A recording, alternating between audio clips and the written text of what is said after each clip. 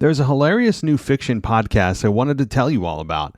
It's called Two Flat Earthers Kidnap a Freemason. And if you don't know what a fiction podcast is, it's basically TV for your ears. Check it out. The influence of Freemasonry is undeniable. But who are these mysterious apron-wearing craftsmen? And what are they up to? For centuries, hater-ass conspiracy theorists have attempted to answer these questions. Two Flat Earthers Kidnap a Freemason, starring Zane Schacht as Randy Dunning, Lauren Grace Thompson as Gail Kruger, and Matthew Woodcock as Walter Clay. I just want to go on the record right now and say that I, Randy Dunning, am 100% anti-gravity. Like, subscribe, and share your way to the truth when Two Flat Earthers Kidnap a Freemason. Subscribe now. Listen wherever you get your podcasts. This is WWE superstar Drew McIntyre, and you're listening to the WWE Podcast. The champ is the one that everybody wants, me. Becky Lynch is going to WrestleMania.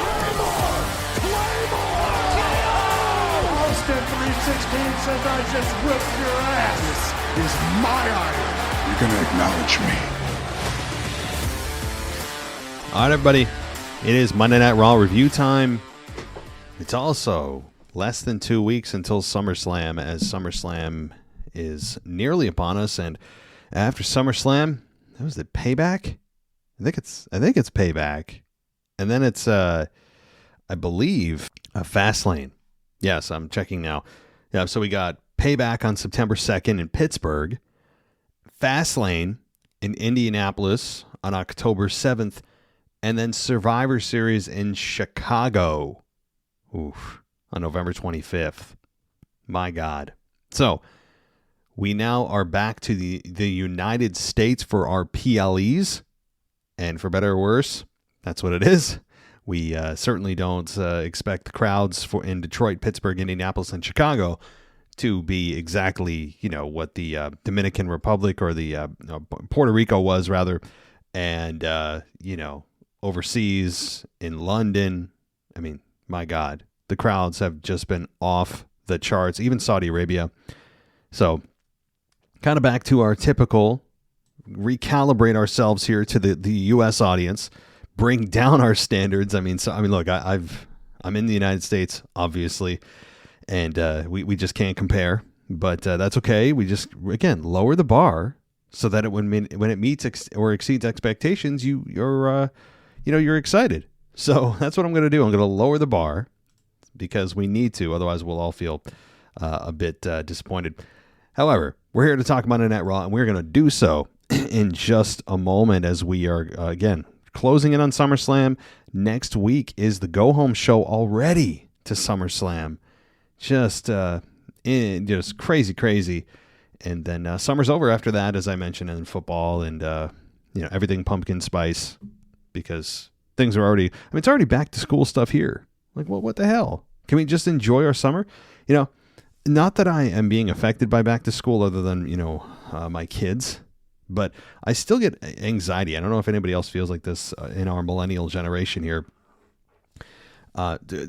Just on a weird personal note, I feel still anxiety about seeing back to school stuff, even though I haven't been in school in, I don't know, like 15 years, at least. And that's when I graduated from college.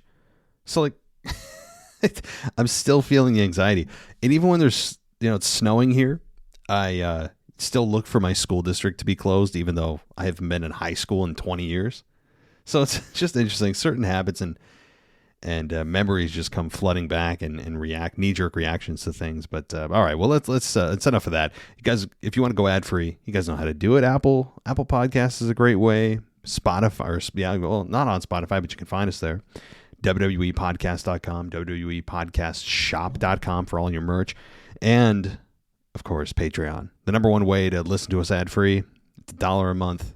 You can go higher if you'd like for additional benefits, but Patreon's the way to go, guys. Discord server's a lot of fun, too, to talk live with fans at any time of the day or night, specifically during events. You guys are I pop in there every once in a while and I watch and see what you guys are talking about, and it's just craziness. You guys are awesome, and it's a great place to go, and it's accessible to you as a patron.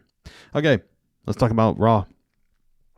Overall, okay show. I thought that it was, you know what? If I was to rate it a number, 6 out of 10, it was slightly, it's in the above average of the average, if that makes any kind of sense. I thought it added officially a lot of matches that we knew we were going to get anyway, but they wait until the 11th hour to do so. Zoey Stark, I have to say right off the bat, she's, for some reason, the one that comes to mind. She's going to be a damn star. If she finds her personality and brings that from NXT into the main roster and is able to connect with the crowd, she's going to be a big star. She is young. She is super athletic. She's got a great look, a great presence. And I'm not just talking about a great presence just because she's with Trish. Zoey Stark is just on her own, has something about her that you're like, yeah, she's a blonde. We've seen 15 zillion of them in WWE, but I don't care about the hair color as much as I do about the presence. And there's just that's something that we all know as fans and those in the business identify as that X factor. She's got it. And I'm excited for Zoey Stark as we move forward. And she continues on not a whole lot of character development with her yet, but in ring, she's been killing it. And sure, she's working with Becky Lynch, who's a Hall of Famer already, a Hall of Famer in her own right. But Zoey Stark is, she's next level. And I'm really excited to see what they do with her. And clearly WWE thinks somewhat similarly as I do, because they're putting her with Trish Stratus and giving her the rub from Trish. So we'll get to that match a little bit later, but what do we start with? Let's start at the top of the show.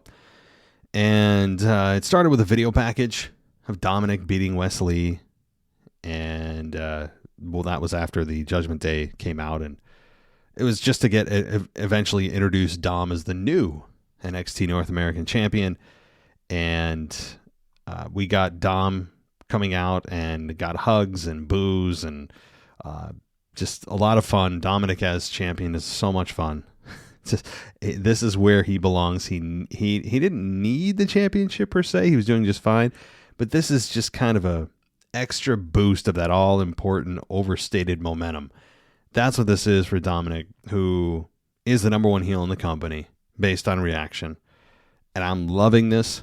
I think Dominic could easily be world champion if the timing was right. So, which is just crazy to say, considering where he was just a couple of years ago, doing the backstage hugs and kisses and makeout sessions with his dad that made me want to vomit on a weekly basis. So, hey, this is as good of a place as he could possibly be. So I really enjoyed that. Kevin Owens came out and interrupted Dom and talked about how he's that Dom, referring to Dom as, quote, the one with the mullet, which was funny. And Owens said that it bothers him when people don't learn and yelled at Dom that nobody cares what he has to say. He accused Dom of showing video packages to try to make himself look good. And it was all about respect and how Dom said he won't be disrespected, but that's because nobody does respect him. And Zayn eventually challenged Dom to a match to earn some respect. And eventually also was able to convince Dom to put his North American Championship on the line. And that was good because he kind of manipulated Dom into doing that. So that was a lot of fun to see. I mean, you knew that Dom wasn't going to lose it. But still, you get a championship match, which sadly, again, this is just my old school thinking, championship matches should not be expected on regular non-pay-per-view or PLE events. It should be something special. And it wasn't all that long ago that they were nearly exclusive to PLEs, and now we've been re-educated and reprogrammed as fans to almost expect it, which is, I don't think, a good thing. But that's a whole nother diatribe I'll go on some other time. Okay, So Becky Lynch came out, and this is the Zoey Stark thing, and Graves said, reminded us that if she doesn't earn her rematch with Trish, that she has to get a thank you Trish text on her chest.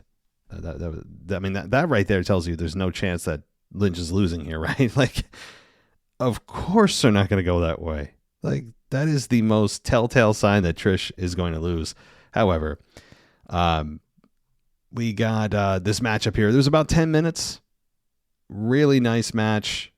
Again, Zoey Stark continues to shine in the ways that she can, even if she's not given any kind of mic time, significant mic time. And some nice false finishes.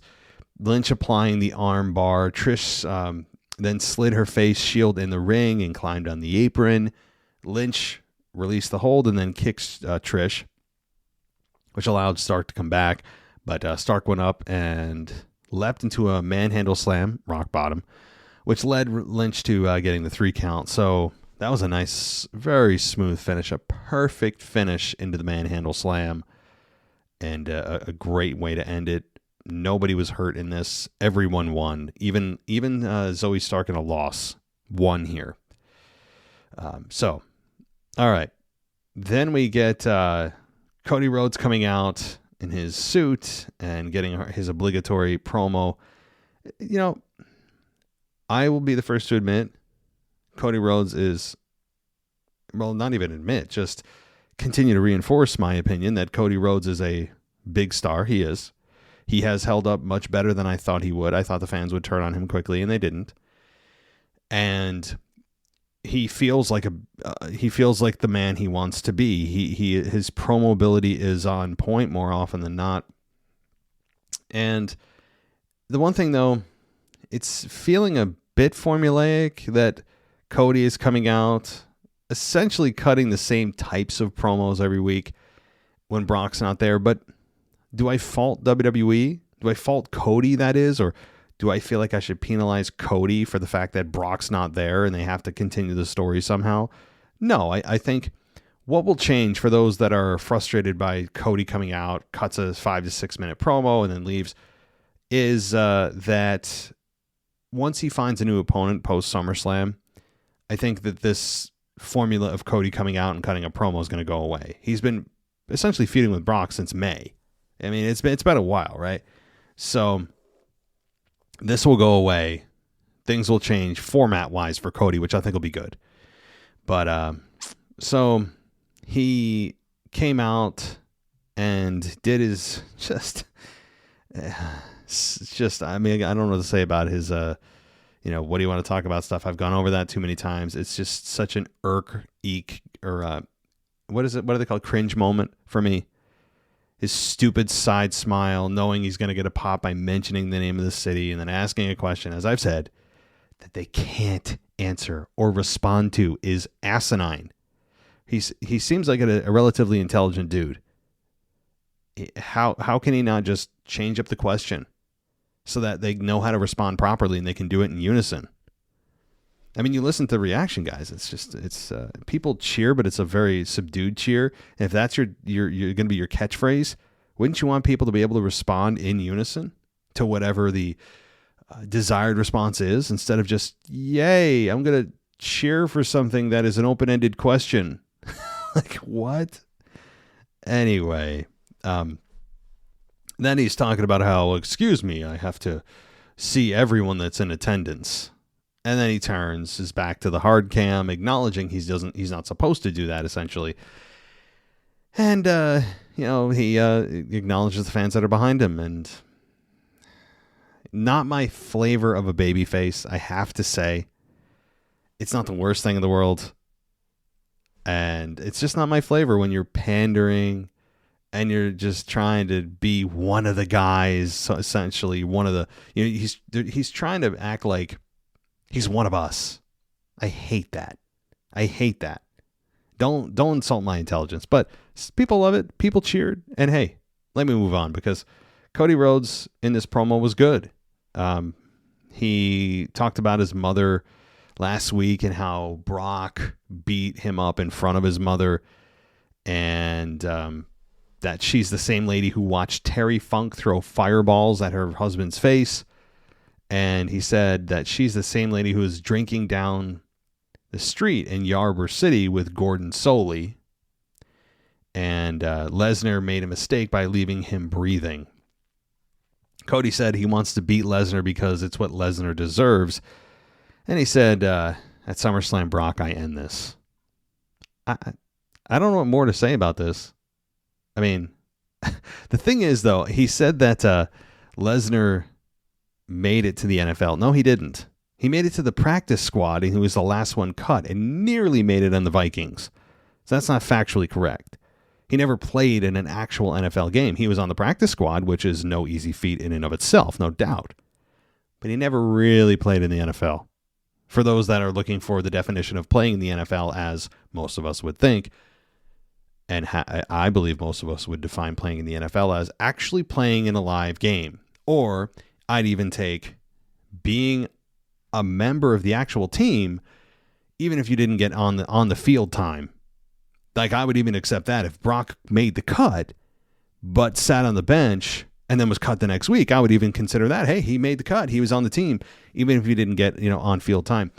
But no, he was the last one cut in the practice squad. So came in within an inch of making the actual Vikings, Minnesota Vikings, but didn't. So that's actually factually incorrect, Cody. Unless you're defining NFL team as practice squad as well. I don't know, tit for tat, but that's how I define it, and most people probably would.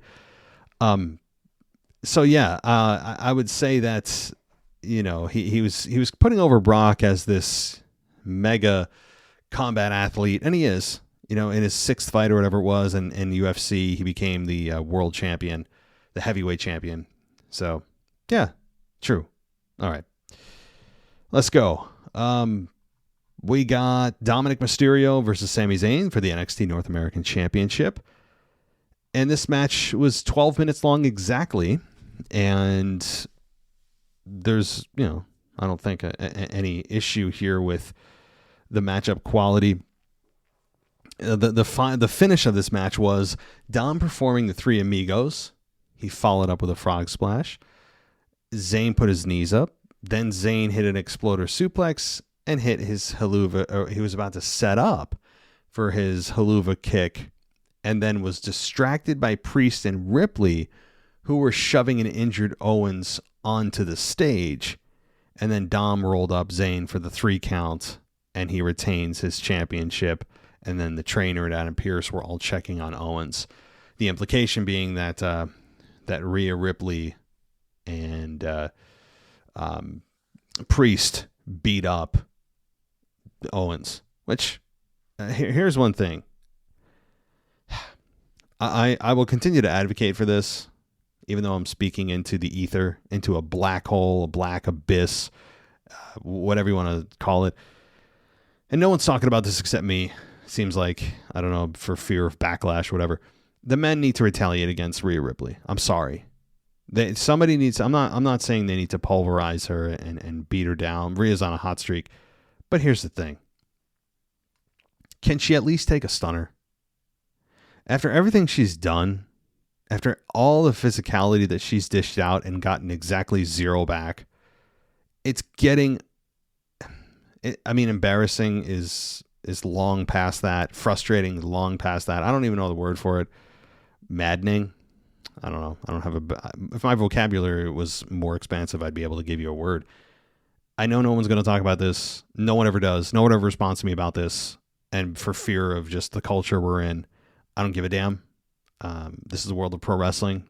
And in the world of pro wrestling, Rhea Ripley deserves to get a stunner, a haluva kick, put through a table, something. And again, I really don't think they'll do this unless your name's Randy Orton. For some reason, Randy Orton has obtained this magical card where he's able to retaliate against women. But I don't like it. Rhea Ripley is, she's a strong woman, no doubt about it. But the men are, selling, when anything she does, they're selling it like, it's the great Khali who's delivering whatever offensive maneuver. Rhea Ripley shoving Owens down. Like, are you kidding me? I don't know. I love Rhea. I love Owens. I love where both of them are. It's just this male-female dynamic is extremely, it's a very much one-way street. And the fact that it's just this invisible bubble of protection because she's a woman doesn't resonate with me. I think it's nonsense. I'm not advocating for intergender matches. However, I'm advocating for self-defense and retribution, which is a very, very much a commonplace in pro wrestling. So that's what I'm advocating for. I mean, you can't tell me, no one will convince me of this. If Rhea Ripley was trying to interfere in Kevin Owens' match and Rhea Ripley, comes into the ring, she's about to, hit him with brass knucks or something. Owens turns her around and hits a stunner. You don't think the crowd would pop? Like Rhea Ripley has brass knucks. Owens ducks the brass knucks and then hits Rhea Ripley with a stunner. The crowd would lose their minds. It would remind me a little bit of, remember when Austin hit Chyna with a stunner for the first time? She didn't sell it the best, but still, it reminds me of that. And it took a lot to push Austin over the edge, and that was the late 90s in the Attitude Era. And it was a delicate subject back then, but Austin eventually snapped and hit Chyna with a stunner. I believe there was more than one time, but the first time.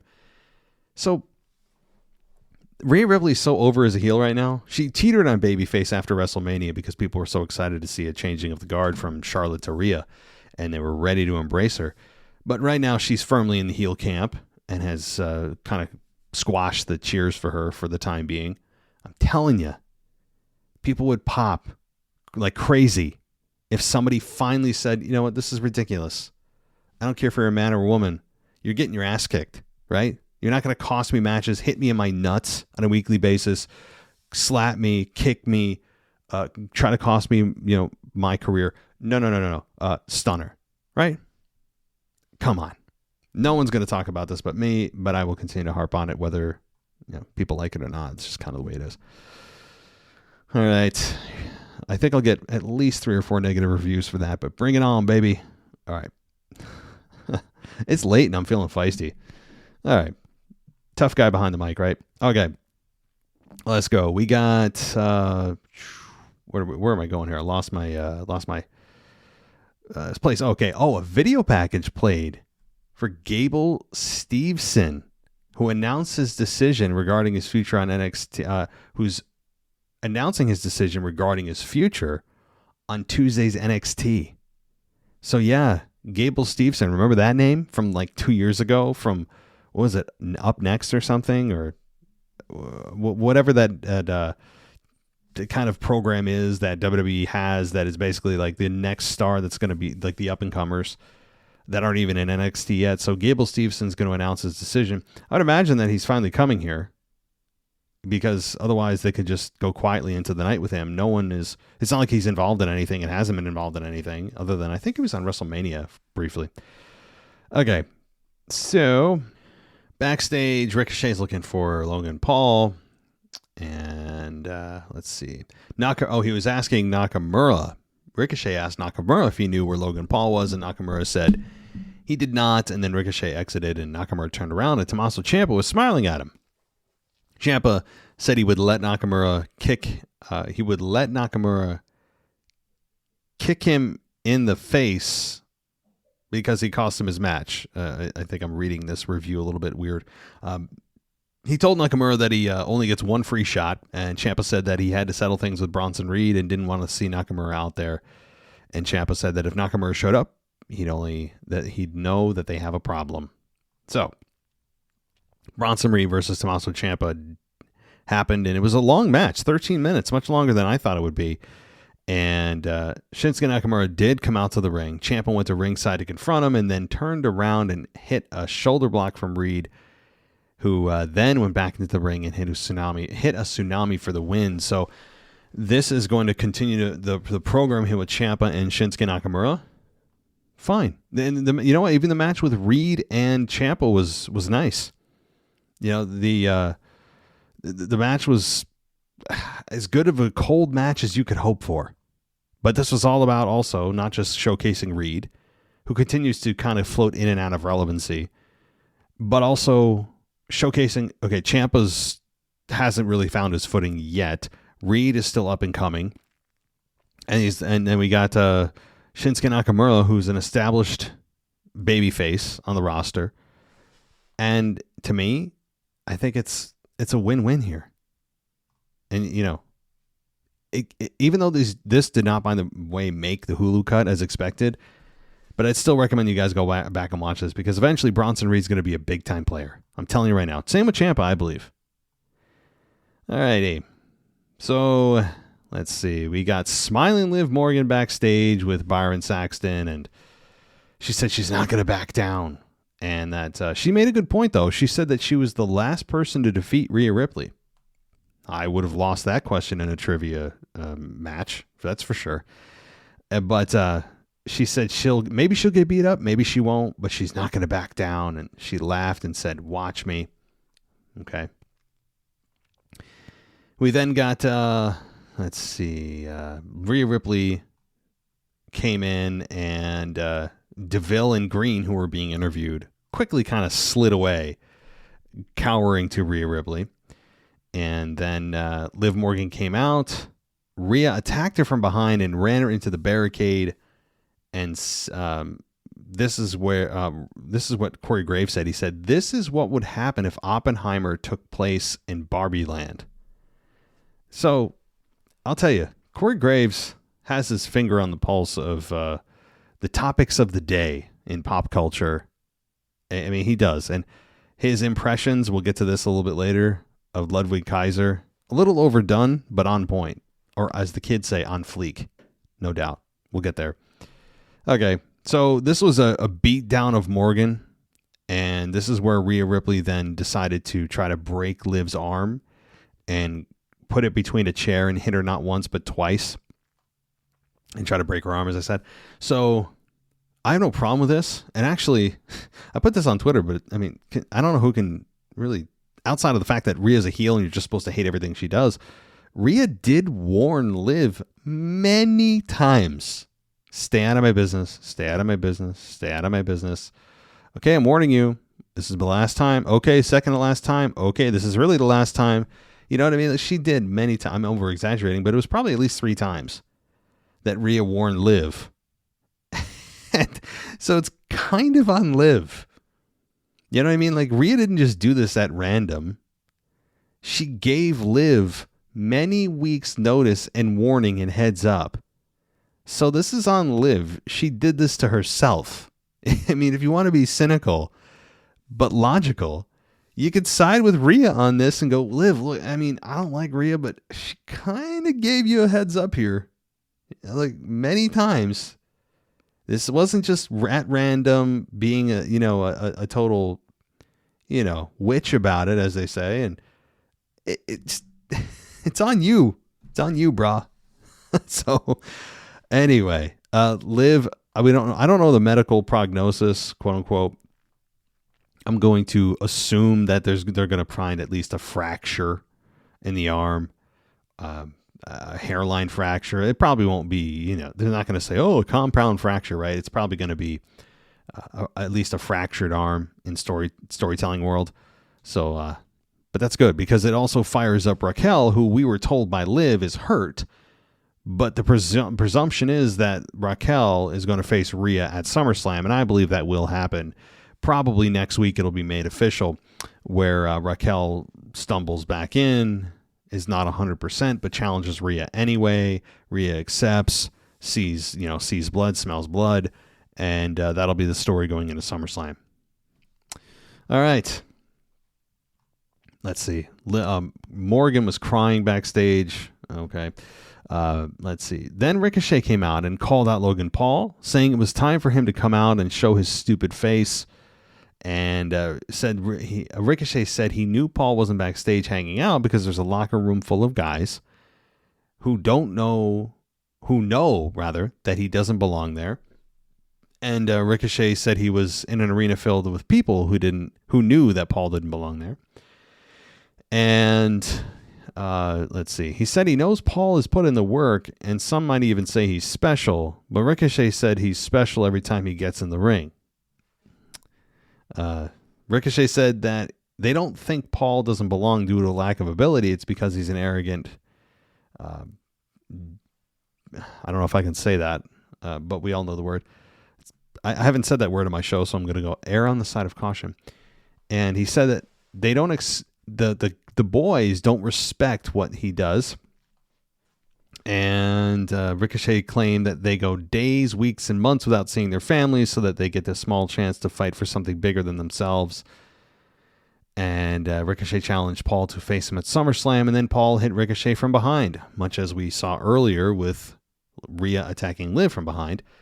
Paul held up his phone and recorded, I don't know if it was a live stream or not, but he accepted Ricochet's challenge and said that he's the best. He's going to show everyone why he's the best in WWE. And then he filmed the guy in the crowd with a, quote, stupid mustache, said he would make him famous and called him a stupid virgin. Then Ricochet regrouped and then super kicked Paul and then hit a shooting star press. And Ricochet held up Paul's phone and said, see you at SummerSlam, punk. So, what? I don't understand the virgin thing. I mean, that's, I guess, right? Like, it's an insult to be called a virgin. I would imagine, right? Like, even though when you think about it, you know, being called a virgin 40, 50 years ago would actually be a compliment. I'm not getting into culture and things, but it's just interesting. Just all I'm noting is how things change. However, it was supposed to be an insult and talking about the guy's mustache and that he would make him famous. But the virgin thing, regardless of culture, is kind of just like a weird comment. It felt non-PG, did it not? I mean, he could have made anything else. He could have just said, stupid mustache, you're still living in your mom's basement. I mean, the virgin thing just felt out of place. However, Logan Paul is really filling this heel role very nicely. Ricochet, though, he's showing more personality in the last 2 to 3 weeks than he has in 2 to 3 years. That's good. We all know what he can do in the ring, but the other side of his character hasn't existed, meaning he hasn't really had a character other than just being Mr. Oh, he's the guy who does cool stuff. And there has been zero character development, so it's nice to see Ricochet get some kind of mic time. Even though it's weird, there's a bit of a conflict of his argument in Ricochet because he said that Logan Paul doesn't respect the business. Yet he also said in the same breath that, well, he knows he's put in the work. Well, if he didn't respect the business, he wouldn't put in the work. It's like, you can be arrogant. There's a lot of arrogant guys on the roster, a lot of arrogant new guys. But how you show respect is not by not being arrogant, but rather putting in the work. And he admitted that Logan Paul did put in the work. So to me, that was kind of like, where's the disrespect again? You know, however, I guess we're supposed to infer that the disrespect is that Logan Paul doesn't work a lot of dates and he hasn't been here that long. Again, arrogance is not a sign of disrespect to the business you're in, especially if you put in the work.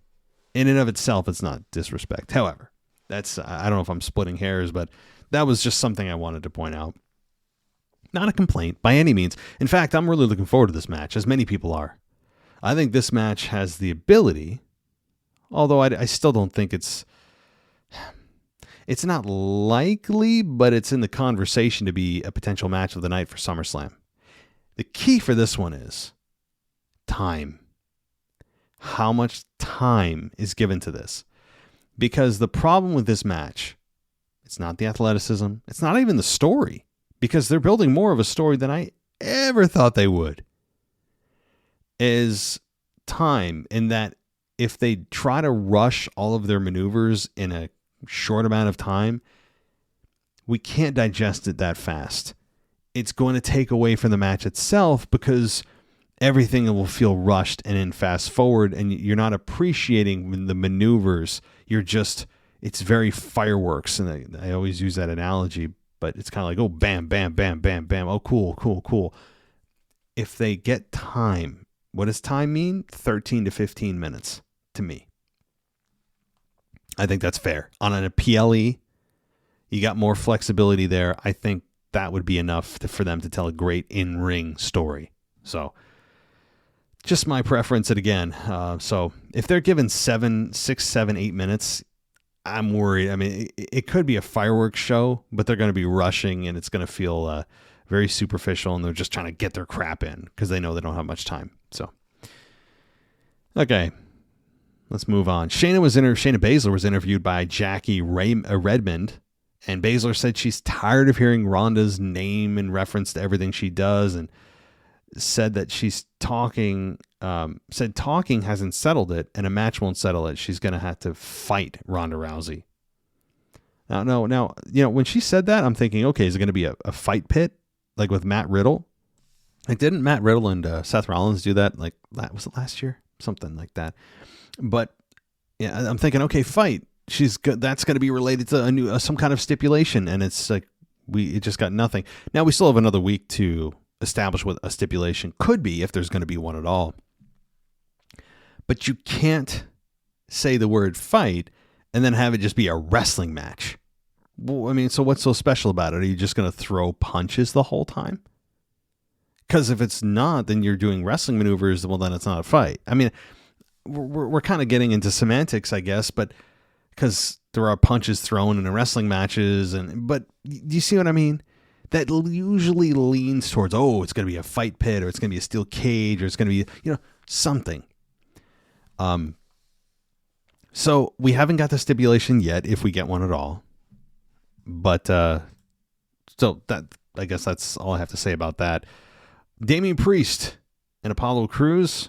This was not on the Hulu version of Raw. I like to point out the things that, if you guys watch the full version of Raw, God bless you, number one. Number two, for those that don't watch the Hulu version, the matches that get cut, you can, what it does for those that don't see it, it puts in your mind maybe what WWE is prioritizing right now.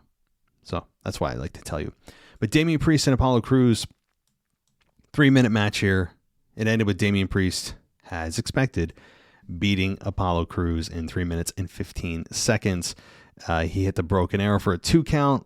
Priest lowered his straps on his gear and then hit South of Heaven and got the victory fairly quickly. So, the Priest is on the rise. No doubt about it. So Becky Lynch was backstage. She spotted a toy skull. She moved the skull's mouth while saying she did it, and she told you she would. Jackie Redmond showed up and interviewed Lynch, who said her feud with Trish isn't over until she wins. And then the broadcast team member had a loving look after Lynch walked away. That's a weird way to say that. But anyway, okay. We then got Imperium coming out, and the Viking Raiders had a brief promo. And Eric said that it's known in the 9 realms that no one likes to fight more than the Vikings. Ivar said the gods are pleased when they battle in their names. And Valhalla said it was with a glad heart that she accepted Maxine's challenge because the gods smile upon brave women. Valhalla told Dupree to consult the gods because she will need them.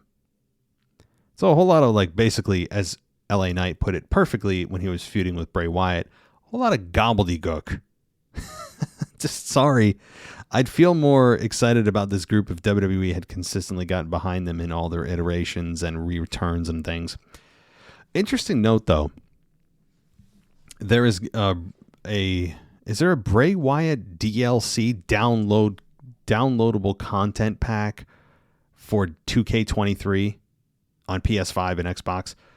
I think there is. And I think IGN recently put out an announcement or something about Bray Wyatt coming back to the video game or being a downloadable content. Some things in 2K23. I should have gotten the details. But my point about that is it could kind of give you a telltale sign that Bray Wyatt's on his way back sooner than later. Just a thought. All right. Drew McIntyre came out. No sword. Thank God. Once in the ring, we had McIntyre say He heard what Gunther had to say last week when he wasn't there, and McIntyre said he was dressed so they could do it now. Gunther asked McIntyre if he wanted to put the Intercontinental title on the line, and Gunther tried to get out of it and said that it was unacceptable that he would expect to defend the title, which he calls, by the way, the Intercontinental Heavyweight, or the Heavyweight. He calls it the Intercontinental Heavyweight Championship. Fine. We're getting into just naming conventions, but there's no other version of the Intercontinental title unless you have to be a heavyweight to carry it, which is not true. But anyway, I don't mind him adding it because he is a heavyweight, and he has added prestige to that championship in ways that I don't think anybody expected. So then we got Gunther saying he can see why fans connect with him, being McIntyre. He said McIntyre and the fans both get nothing done in life, and Gunther said he humiliated McIntyre at WrestleMania, and he would humiliate McIntyre again at SummerSlam. And McIntyre said, let's talk about WrestleMania. He said he recalled meeting Sheamus when he was 19, and McIntyre said their dream was to have a singles match at WrestleMania. And then he said that Gunther snuck in and picked the bones in that triple threat match they had, and said that, doesn't blame him. That's what he should do. And he said that was a triple threat, but they're going to be having a one-on-one match. And he said he will become the new Intercontinental Champion. And then Kaiser scolded McIntyre for the way he spoke, and that eventually led to a match. And Drew McIntyre and Ludwig Kaiser, 9 minutes and 20 seconds. And this one ended with a Claymore as expected, but Kaiser showed fight. Yeah, it wasn't a squash by any stretch. It was a definitive win for McIntyre, and as he should have won, of course. But, Ludwig wasn't squashed by any means. To me, the biggest part of this, one of the biggest talking points coming out of this, was Corey Graves' impression of Ludwig Kaiser. And KP was taken back by it. I would imagine Corey Graves practiced it all week and suddenly figured out he could do it. I mean, I don't know what possessed him to just sit. Maybe is he sitting in a hotel room going, you know what? I bet you I could do the Ludwig Kaiser voice. Like, how did he even, I don't know. Corey Graves comes up with the weirdest stuff. But he was spot on.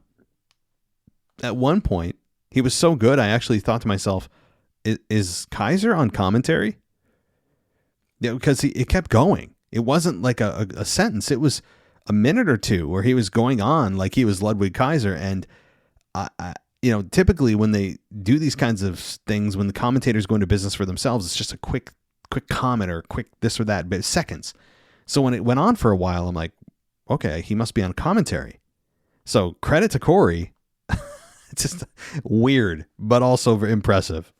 So after the match, Gunther came in, and McIntyre suplexed him, and Riddle came out to help because the rest of Imperium came out and triple teamed McIntyre, but Riddle got powerbomb for his efforts, and then Gunther hit McIntyre with a big boot, and Gunther cleared the broadcast table and tried to powerbomb McIntyre.